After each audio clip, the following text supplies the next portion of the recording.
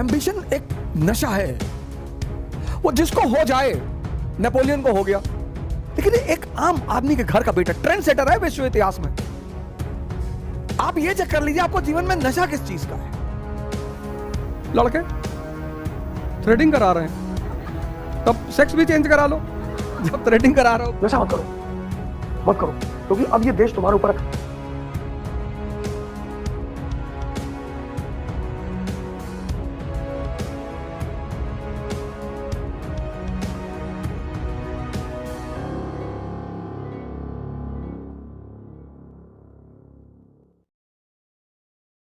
जितनी बड़ी पॉपुलेशन बेहोश रहेगी उतना ज्यादा तुम पैसा कमा सकते हो। गुटखा बिचवा दोगे, देखो जितने मजदूर काम करते हैं सब गुटखा खाते हैं, अरबों रुपए का धंधा है।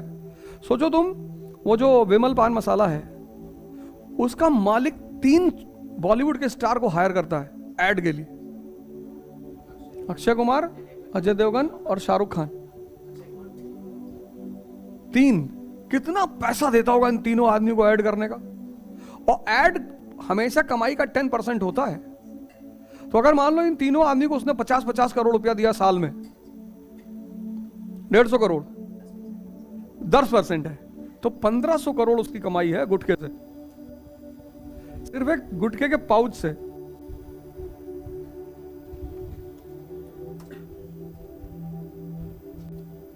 उसमें तुम चले आए, कह रहे हो ध्यान करो, तो उस लॉबी को बुरा नहीं लगेगा? मुझे शादी वादी में बहुत लोगों को सजते हुए, जब दूल्हा दुल्हन सजे हैं तो अच्छी बात है। बाकी लोग तुमको कौन देखेगा बे? तुम कौन हो? फर्जी। हाँ, नहा लो, बढ़िया कपड़ा पहन लो, चश्मा उश्मा लगा लो, पिस्टल उस्टल लगा लो, जाओ।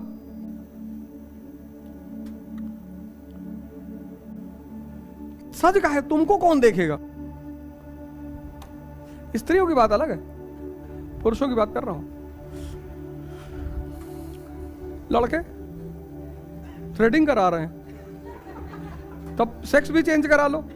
जब थ्रेडिंग करा रहे हो, ब्लीच करा रहे हो, फेशियल करा रहे हो, हमसे ये सीख लो, क्वेश्चन मार्क लगाना। हमसे बस तुम एक चीज सीख लो, दिमाग को जिंदा कर लो, उसके बाद दुनिया तुम्हारी है। उसके बाद तुमको जीवन में किसी की जरूरत नहीं पड़ेगी। कुछ चीजों को अपने दिमाग पे बोझ डाल के सोचो। शराब में अगर मजा होता तो शराबी भिखमंगे नहीं होते, क्योंकि जिसमें मजा है वो चीज तुम्हें आगे बढ़ाएगी।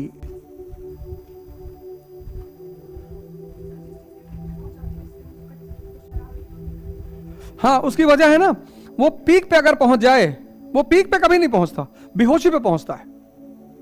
हर शराबी एक लिमिट के बाद बेहोश हो जाता है,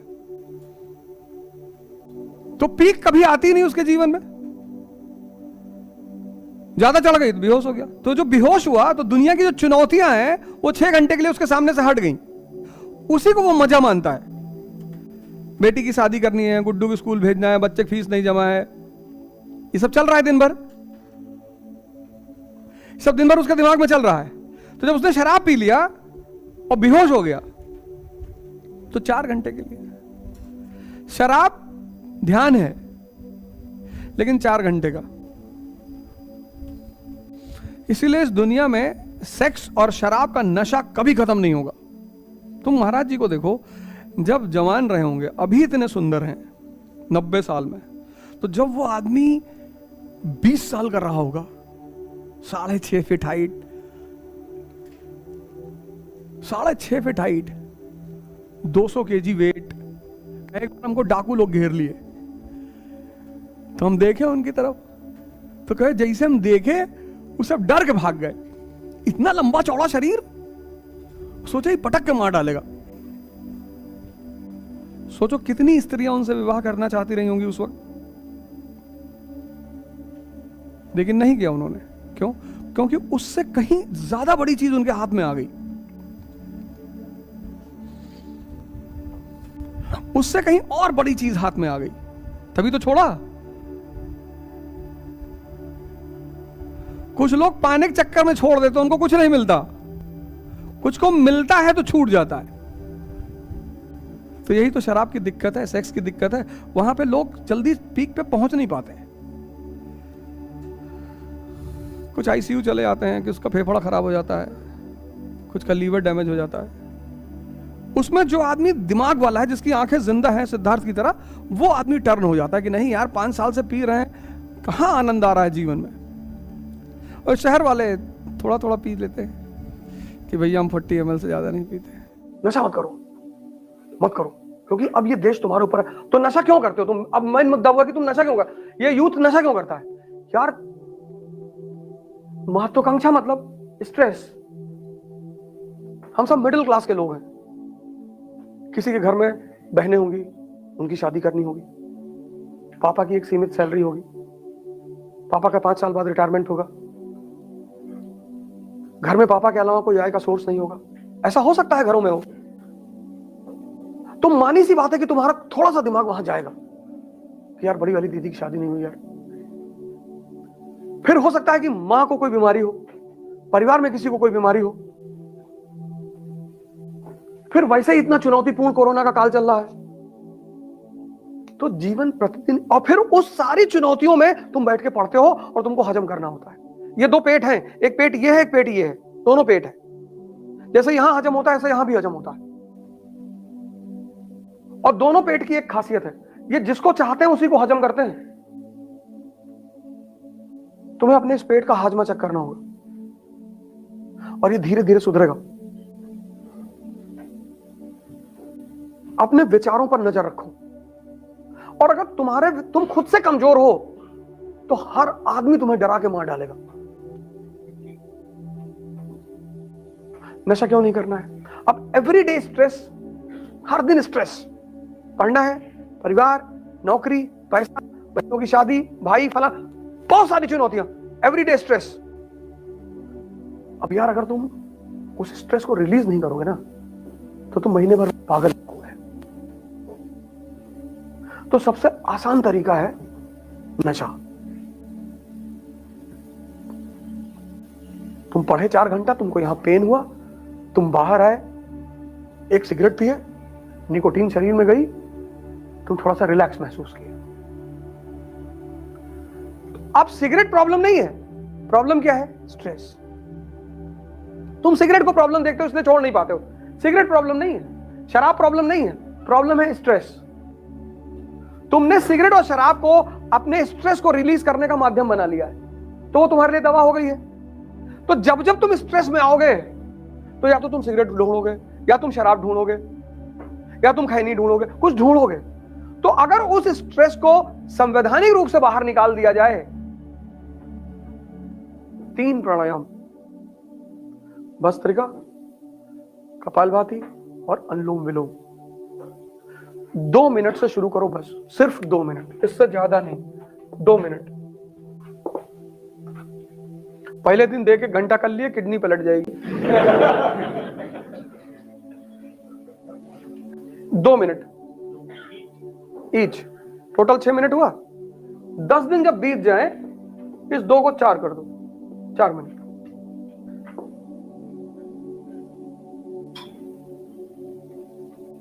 और मैक्सिमम इन तीनों को 1 घंटे तक पहुंचा दो, मतलब तीनों मिला के 1 घंटा, हाँ 20-20 मिनट बस। और गारंटी लेता हूं कि तुम कभी नशा नहीं करोगे, क्योंकि स्ट्रेस रिलीज हो जाएगा। अब जब तुम नशा नहीं करोगे तो तुम्हारी शरीर मजबूत होगी, तुम्हारा मन मजबूत होगा। तुम सारी लड़ाई लड़ोगे किसके बल पे? इसके बल पे ना। और तुम्हारा ये दोनों कमजोर है। शरीर में अगर ताकत है और भूख से मर रहे हो तो कम से कम किसी को मार के भी तो खा सकते हो, नहीं तो कोई तुम्हें मार के खा जाएगा।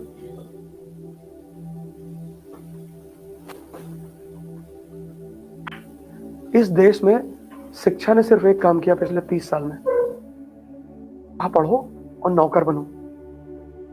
शिक्षा का काम है पढ़ाओ, दिमाग को जिंदा करो और व्यक्तित्व का विकास करो, और हम डिसाइड करेंगे कि हमें आगे क्या करना है। हमें आईएएस बनना है, नेता बनना है, बिजनेसमैन बनना, कोई जरूरी नहीं कि तुम आईएएस की ही तैयारी। लड़ोगे नहीं, जाओगे कहां? लड़ना हमारा भाग्य है। हमें गुरुत्वाकर्षण से लड़ना है, ग्रेविटेशन। हमें घर्षण से लड़ना है, फ्रिक्शन। लड़ना ही है सर। लड़ना मनुष्य की डेस्टिनी है। इसीलिए तो इस्लाम जिहाद कहता है, हिंदू धर्म धर्म युद्ध कहता है, ईसाईयत होली वॉर कहती है। लड़ना है सर। जीवन युद्ध के सिवा कुछ है ही नहीं सर। हालांकि पंकज उदास जी कहते हैं जिंदगी एक नशे के सिवा कुछ नहीं। तुमको पीना ना आए तो मैं क्या करूं। किसी गाने में अमिताभ बच्चन जी के बोल हैं कि नशा शराब में होता तो नाश्ती बोतल। सब छोटे मोटे नशे हैं सर, बहुत छोटे मोटे नशे। अगर ये आपको प्रभावित करते हैं तो आपका मन विकसित नहीं हुआ सर। नशा तो पद का है सर। आप ये चेक कर लीजिए आपको जीवन में नशा किस चीज का है। अगर इन छोटी मोटी चीजों का है तो आप रह जाएंगे फिर वहीं पे। आप अपना नशा भी चेक करिए सर। मोदी जी को नशा रहा होगा, लालू जी को नशा रहा होगा। इन नशों ने ही इतनी ऊंचाई तक पहुंचाया सर। और किसी की हिम्मत ही नहीं है, और किसी की औकात ही नहीं है। नशा होना चाहिए सर। मुलायम सिंह यादव जी इतनी ऊंचाई तक पहुंचे, मायावती जी इतनी ऊंचाई तक पहुंची। किसका राजनीतिक करियर कैसा रहा वो एक अलग चीज है, लेकिन जब भी कोई सामान्य व्यक्ति असामान्य कार्य करता है तो वो नशे में ही रहा होगा। यहां लोग उठ नहीं पाते। या बड़े सारे लोग मेरे पास आते हैं, कहते हैं कि सर सुबह नींद नहीं खुलती। तो कौन कहता है सपने देखने के लिए? जब सपना देखो तो एक चीज चेक करो कि तुम्हारे अंदर उस सपने को लेकर नशा है या नहीं है। अगर तुम्हारा सपना तुम्हारा नशा है तो तुमको भगवान भी हरा नहीं सकता। बहुत बड़ा मंत्र है सर ये। अगर तुम्हारा सपना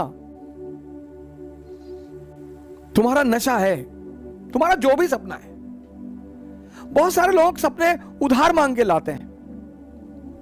हमारे पापा चाहते हैं कि हम आईएएस बन जाएं। तुम क्या चाहते हो? नहीं, हम तो बैंक में भी काम कर लेंगे। तब तुम नहीं बनोगे, क्योंकि बनना तुम्हें है और वो तुम्हारा नशा ही नहीं है। बहुत सारे लोग जीवन यापन के साधन ढूंढ रहे हैं, एम्प्लॉयमेंट के साधन ढूंढ रहे हैं। बहुत सारे लोगों को महत्वाकांक्षा और जीवन यापन में फर्क ही नहीं पता। महत्वाकांक्षा एक नशा है।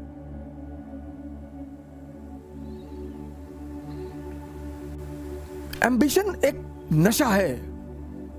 वो जिसको हो जाए, नेपोलियन को हो गया। सुनाऊंगा आपको नेपोलियन की कहानी। क्या मस्त कैरेक्टर है विश्व इतिहास में। मुर्दे को जिंदा कर दे। क्या कैलकुलेशन करता है, कैलकुलेशन, क्या सेटिंग बैठाता है, क्या कब्जा करता है। हारता है बाद में, पतन भी होता है उसका, लेकिन एक आम आदमी के घर का बेटा ट्रेंड सेटर है विश्व इतिहास में। वर्ल्ड हिस्ट्री में वो एक ट्रेंड सेटर है कि कुछ नहीं होता आम घर में पैदा होने से। हमारे माँ बाप कभी कभी बहुत गलत काम करते हैं हम, और गलत शायद वो अनजाने में करते हैं। अपने बच्चे से आप कभी मत कहिए कि इतनी बड़ी बड़ी बातें मत किया करो। कभी मत कहिए। अगर आपका बेटा, आपकी बेटी अगर आपसे बड़े बड़े बात करता है कि पापा एक दिन देश पे कब्जा कर लेंगे, सपोर्ट करिए उसे कि बिल्कुल करोगे, शाबाश, डटे रहो।